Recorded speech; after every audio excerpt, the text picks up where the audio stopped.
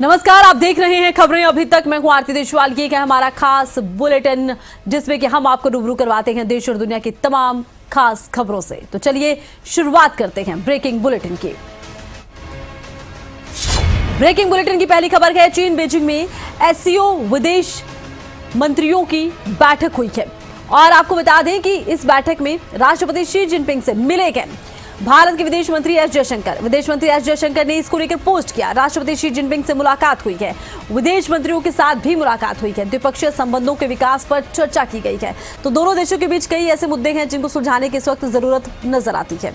भारत के विदेश मंत्री डॉक्टर एस जयशंकर इस वक्त चीन के दौरे पर हैं, जहां वो तियानजिन शहर में हो रही शंघाई सहयोग संगठन के विशेष मंत्रियों की बैठक में शामिल हो रहे हैं। ये वही एससीओ है जिसमें भारत और चीन के साथ पाकिस्तान की एक अहम सदस्यता है।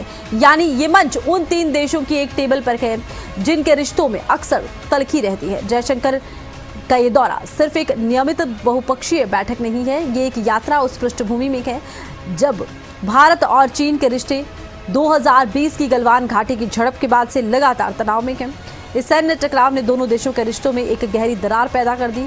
उस वक्त से अभी तक कई दौर की सैन्य और राजनीतिक बातचीत हो चुकी है, लेकिन भरोसे की दीवार अभी भी पूरी तरह से खड़ी नहीं हो पाई है।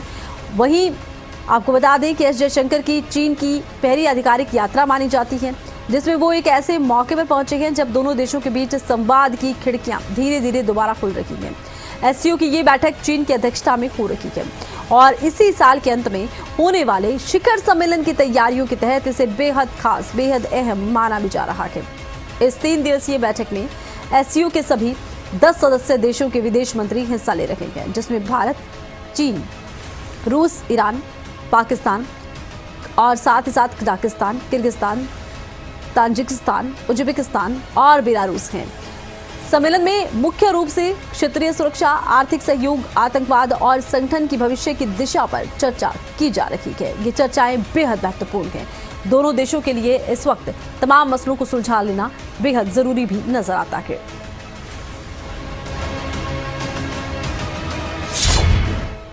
बढ़ते हैं खबरों में आगे और ब्रेकिंग बुलेटिन की दूसरी खबर, स्पेस से आ रहा है भारत का लाल। अंतरिक्ष से शुभांशु शुक्ला की विदाई।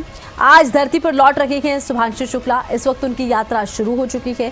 उनके साथ 3 क्रू मेंबर्स भी हैं जिनकी वापसी हो रही है। दोपहर 3 बजे कैलिफोर्निया में उनका स्प्लैश डाउन होगा। तो यहाँ आपको बता दें, स्प्लैश डाउन को लेकर तैयारियां तेज हैं। स्प्लैश डाउन कोई आसान प्रक्रिया नहीं है, जान जोखिम में डालने वाली प्रक्रिया है, बेहद खतरनाक इसे माना जाता है। इसको लेकर तमाम तैयारियां पूरी। इधर 18 दिन के बाद ISS से पृथ्वी पर लौट रहे शुभांशु की बेसब्री से इंतजार किया जा रहा है।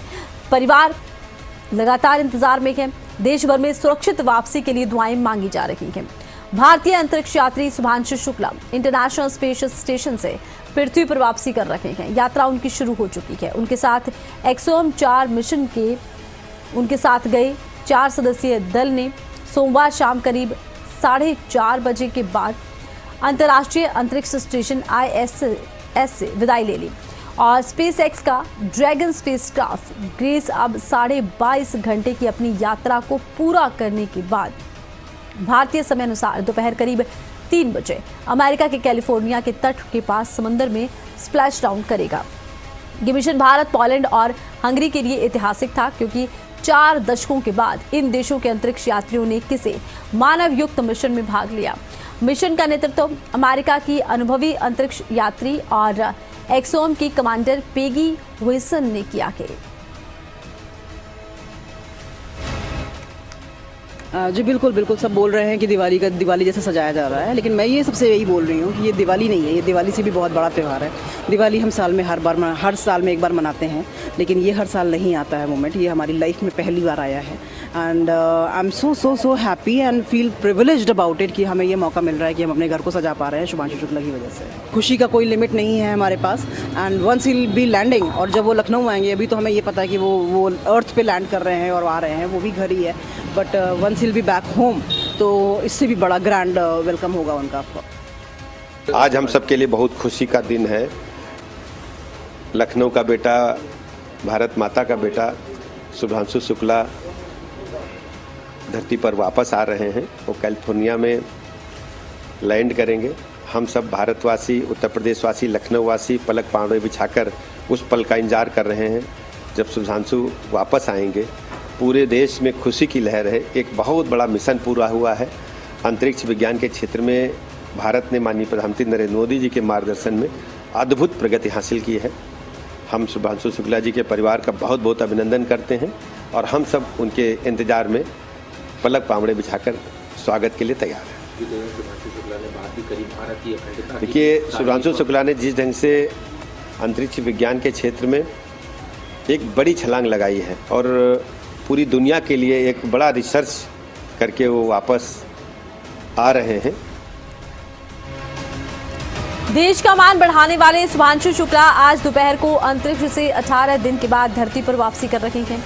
उनकी अंतरिक्ष की ये यात्रा बेहद खास रही है। अंतरिक्ष परी कल्पना चावला के स्कूल में भी इस वक्त एक ऐसा माहौल है कि जश्न का माहौल है, साथ ही साथ प्रेयर्स भी की जा रही हैं। स्कूल ने देश का मान बढ़ाने वाले शुभांशु शुक्ला को बधाई दी है और सकुशल लौटने के लिए भगवान से प्रार्थना भी की है। शुभांशु शुक्ला अंतरिक्ष पर जाने वाले दूसरे भारतीय बन गए हैं। शुभांशु शुक्ला की अंतरिक्ष से आज वापसी हो रही है। 23 घंटे की उनकी यात्रा है और वो धरती पर आज लैंड करने वाले हैं। उनकी सकुशल वापसी को लेकर दुआओं का दौर देखने को मिल रहा है। Congratulations to all Indians and proud to all Indians. और second one is कि Mr. शुभांशु शुक्ला जो जिनकी आज वापसी है स्पेस से, और he is a second one person जो वापस आ रहे हैं स्पेस से अपनी यात्रा पूरी करके। हम सभी की बेस्ट विशेस हैं and mister Shubhanshu Shukla good luck for that. जी, हमें बड़ा गर्व है और उनके द्वारा कही गई ये लाइनें कि सारे जहां से अच्छा हिंदू सता हमारा, और हमारे सब भारतीयों को मन को छू गई। हमारी जो सनातन परंपरा रही है, विदेशों की ये जो भ्रामक प्रचार है कि विदेशों ने ही सब कुछ किया है, ऐसा कुछ भी नहीं है। हमारे सनातन में भी आप देखिए कि पुरातन परंपरा में इन सब पर काफ़ी खोजें हुई हैं और आज भी हमारे जो शास्त्र हैं इस बात के गवाह हैं। देखिए, जो शुभांशु शुक्ला है वो इंडियंस के लिए रोल मॉडल है। जो न्यू जनरेशन है उनके लिए एक रोल मॉडल है, क्योंकि डॉक्टर राकेश शर्मा जी के बाद वो दूसरे भारतीय हैं जो स्पेस में गए, स्पेस की एक्टिविटी मॉनिटरिंग की, और कुछ ऐसे इन्फॉर्मेशंस हैं जो फ्यूचर में हमारे लिए यूज़फुल हो सकती हैं, और वो इंडिया से जुड़े हैं। तो डेफिनेटली ये हमारे लिए बड़े सौभाग्य की बात है। कल्पना चावला जी के बाद जो है हम लोग जो स्पेस है उसके बारे में थोड़ा सा इंटरेस्ट लेने लगे, थोड़ा सा हमने उसके बारे में जो है अपना बच्चों को सिखाना शुरू किया, बताना शुरू किया। बच्चे हमारे उसके बारे में थोड़ा सा और ज़्यादा एक्साइटेड रहते हैं। तो जब भी कोई भारतीय मूल की बात आती है स्पेस के रिगार्डिंग, तो डेफिनेटली हम लोग का जो सीना है वो गर्व से चौड़ा हो जाता है। हम उसके बारे में जो है प्राउड फील करते हैं।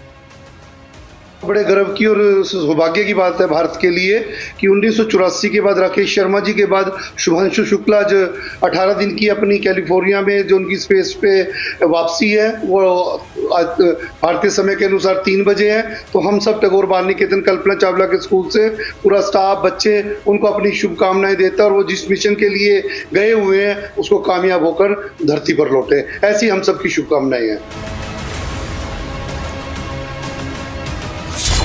ब्रेकिंग बुलेटिन की तीसरी बड़ी खबर, मॉनसून सत्र पर कांग्रेस की रणनीति। जी हां, दिल्ली में आज कांग्रेस संसदीय समिति की बैठक होगी और संसद के मॉनसून सत्र के लेकर रणनीति बनाई जाएगी। सोनिया गांधी महत्वपूर्ण बैठक की अध्यक्षता करती नजर आएंगी। कांग्रेस अध्यक्ष मल्लिकार्जुन खड़गे शामिल होंगे। राहुल गांधी समेत कई नेता इस बैठक का हिस्सा होंगे। सोनिया गांधी के आवास 10 जनपद पर यह बैठक बुलाई गई है।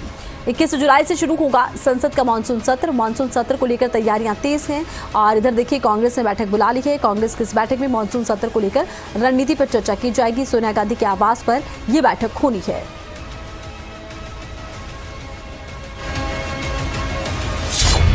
ब्रेकिंग बुलेटिन की चौथी बड़ी खबर, विकास पर रूटीन की बात। जी हां, चंडीगढ़ में सीएम नायब सैनी की आज अहम मुलाकातें होनी है। आज विधायकों और मंत्रियों से सीएम नायब सैनी मुलाकात करने वाले हैं। इधर दोपहर 3 बजे विधायकों से मुलाकात करने वाले हैं।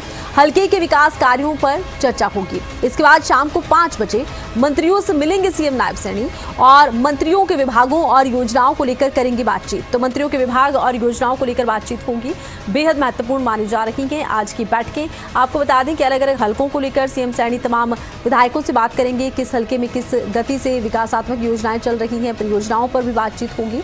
तो वहीं तमाम मंत्रियों के साथ शाम को 5 बजे सीएम नायब सैनी की बैठक होगी और मंथन होगा अलग अलग मंत्रियों के विभागों को लेकर, चल रही परियोजनाओं को लेकर, विकास कार्यों को लेकर। सीएम सैनी आज एक के बाद एक 2 महत्वपूर्ण बैठकें करते नजर आएंगे।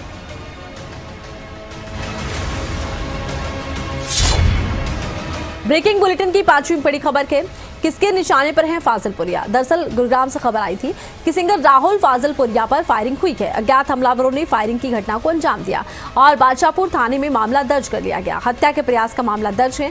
पुलिस ने फाजिलपुरिया को सुरक्षा दी है। बदमाशों की कार पुलिस को यहां बरामद हो गई है।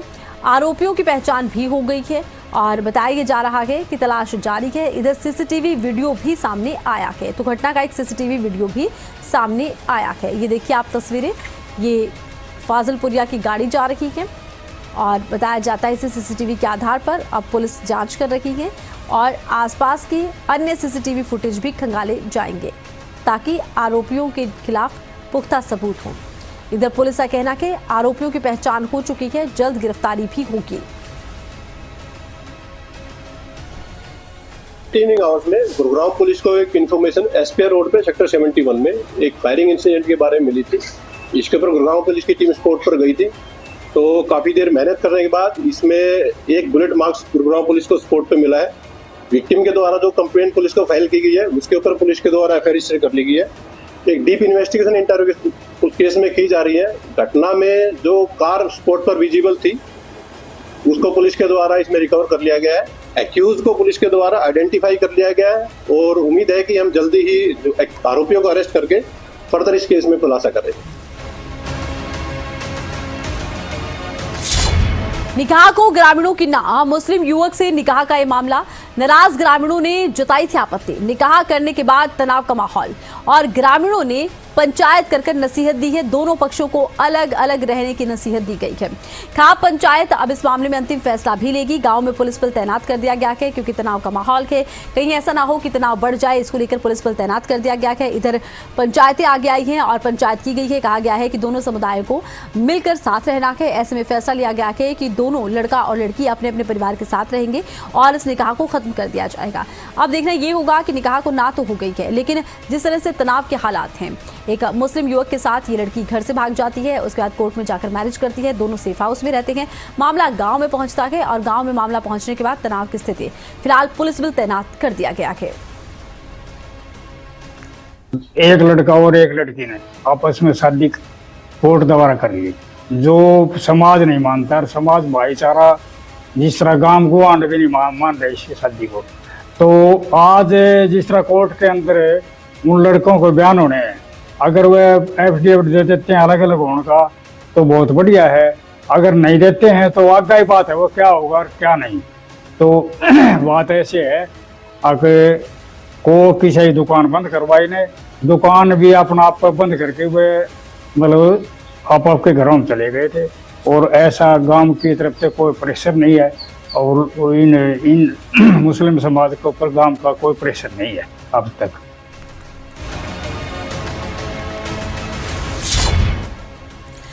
अब खबर ये है कि मारपीट हुई है यमुनानगर में महिला सरपंच के साथ। अब मारपीट का ये मामला सामने आया है तारणवाला गांव में, जहां पर महिला सरपंच से दबंगों ने मारपीट कर दी। गांव के दबंगों पर आरोप लगा के, मारपीट का आरोप लगा के महिला सरपंच ने पुलिस को इस मामले में शिकायत दे दी है। पुलिस प्रशासन से कार्रवाई की मांग की गई है।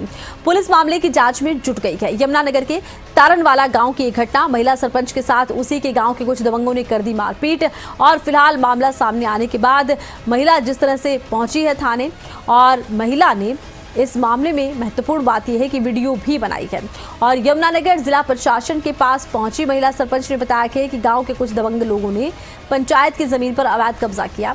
वो प्रतिदिन उससे गाली गलौज करते हैं। आज वो मंदिर पहुंची तो उसके साथ मारपीट कर दी गई।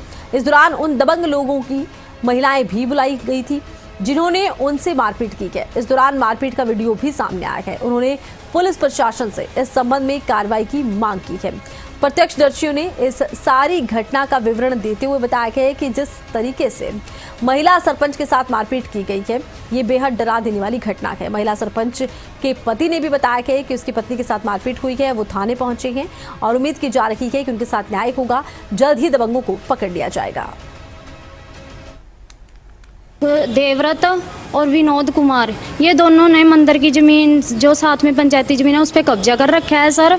और तो इसके लिए ना सर कई बार उनको बोल दिया है कि यहाँ से मतलब इसकी पंचायती ज़मीन की वो करवाएंगे निशानदेही वगैरह। तो वो रोज़ जब भी मैं मंदिर में जाती रोज़ मेरे साथ टीचरें करते, गाली गलौज करते।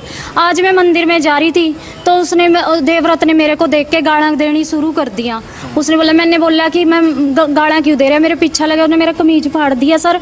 मेरे अंदर चली गई मैं मंदिर में, थाली डर का मैं मंदिर के बीच अंदर बढ़ गई सर।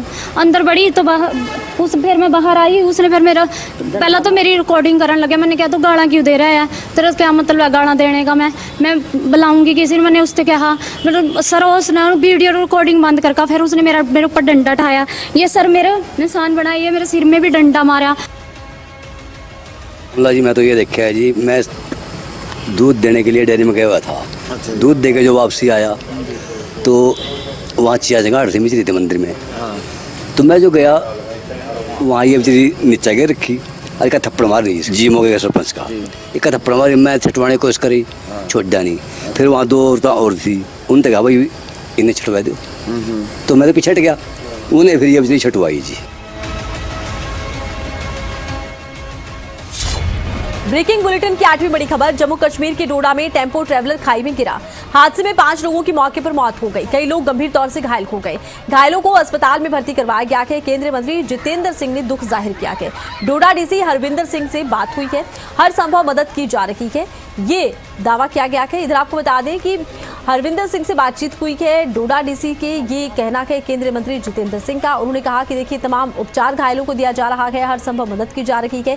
वहीं मृतकों के प्रति संवेदना भी केंद्रीय मंत्री ने प्रकट की है। जिस तरह से हादसा हुआ और खाई में ये ट्रैवलर गिर गया है, इसके बाद तुरंत राहत बचाव कार्य शुरू किए गए। घायलों को बाहर निकाला गया, घायलों को रेस्क्यू कर अस्पताल पहुंचाया गया, जहां पर घायलों का इलाज चल रहा है। अब हादसे के पीछे वजह क्या रही, क्या किसी तरह की लापरवाही थी या फिर किसी तरह की चूक हुई है, अब इसको लेकर जांच का ये विषय है। हालांकि तमाम घायलों को अस्पताल में भर्ती करवा दिया गया है, जहां पर घायलों का इलाज चल रहा है। डीसी का कहना है कि तमाम तरह की मदद प्रशासन की तरफ से की जा रही है। केंद्रीय मंत्री ने भी इस घटना को लेकर संवेदना व्यक्त की है। हादसा हुआ और 5 की मौत हो गई है।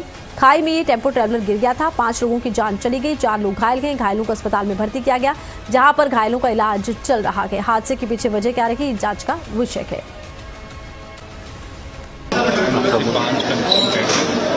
17 इंजर हैं, 17 में से अभी एक बच्ची है 5 साल की, उसको जम्मू जीएमसी को रेफर किया और 3 अभी और क्रिटिकल है जिनका इलाज चल रहा है।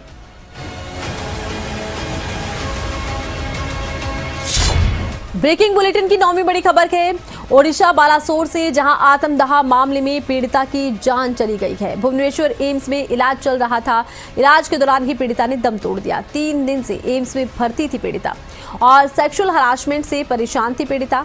मुख्यमंत्री मोहन चरण मांझी ने दुख जताया है। पीड़ित परिवार को अनुग्रह राशि देने की घोषणा की है। 20 लाख रुपए की अनुग्रह राशि देने की घोषणा कर दी गई है। और कार्यकर्ताओं ने इस दौरान कांग्रेस के प्रदर्शन किया है। कांग्रेस कार्यकर्ता इकट्ठा हो गए। इधर एम्स के बाहर विरोध प्रदर्शन हुआ और पुलिस ने कार्यकर्ताओं को हिरासत में ले लिया। इधर 17 जुलाई को ओडिशा बंद का आह्वान कांग्रेस की तरफ से किया गया है।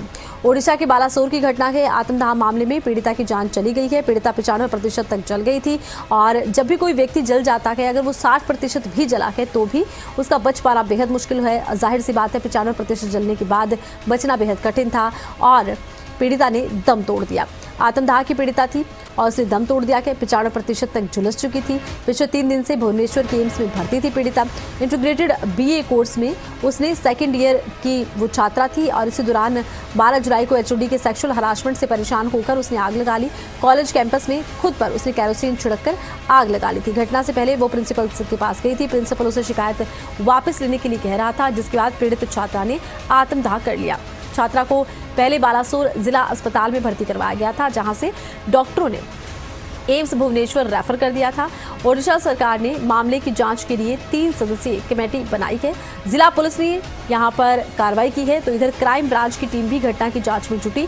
जांच में तेजी लाने के लिए एसआईटी का गठन किया गया। राष्ट्रपति द्रौपदी मुर्मू कल पीड़ित छात्रा से मुलाकात करने पहुंची थी। राष्ट्रपति ने 14 जुलाई को एम्स की बर्ड यूनिट में जाकर मुलाकात की थी।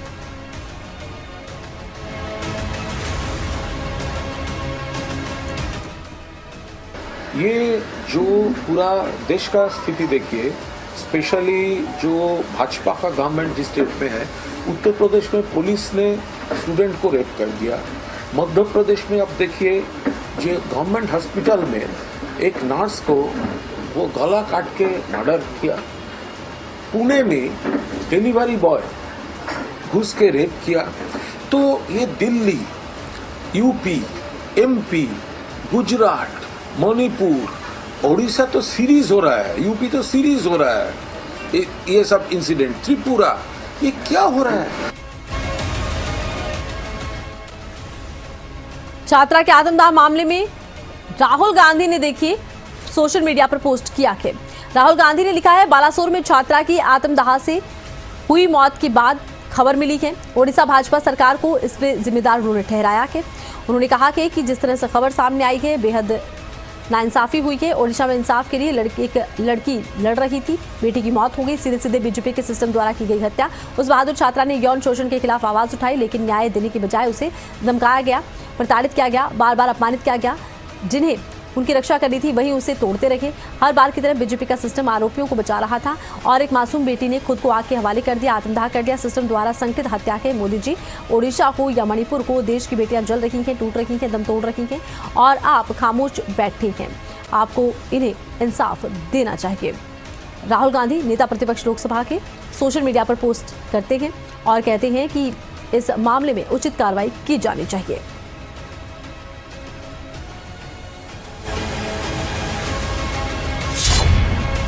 भयंकर लैंडस्लाइड की एक कहर की खबर आई है हिमाचल से और मानसून के सीजन में हिमाचल के कई हिस्सों में बरसात ने रौद्र रूप इख्तियार कर लिया है। NH 707 पर भयंकर भूस्खलन हो गया है। कुछ ही पलों में पूरा रास्ता तबाह बर्बाद हो गया। वाहनों की लग गई लंबी लंबी कतारें और भयानक भूस्खलन का वीडियो भी सामने आया है। पांवटा शिलाई शिमला मार्ग पर पूरी तरह से बंद पड़ गया है और हाई अलर्ट पर प्रशासन के राहत बचाव कार्य जारी है। वीडियो सामने आया है। वीडियो आप देखिए कि किस तरह से भूस्खलन हुआ है। पहाड़ी का एक पूरा हिस्सा धंस गया। बड़े बड़े बोल्डर और पत्थर सीधा रास्ते पर आकर गिर गए। रास्ता पूरी तरह से तबाह बर्बाद। हालांकि देखिए भूस्खलन की समस्या लगातार बनी हुई है और मशीनरी भी तैनात की गई है ताकि जहां पर भी भूस्खलन हो रहा है तुरंत रास्ते को खोल दिया जाए। लेकिन जिस तरह से भूस्खलन को आकर रास्ता पूरी तरह से बंद पड़ गया, वाहन चालकों को भारी परेशानी।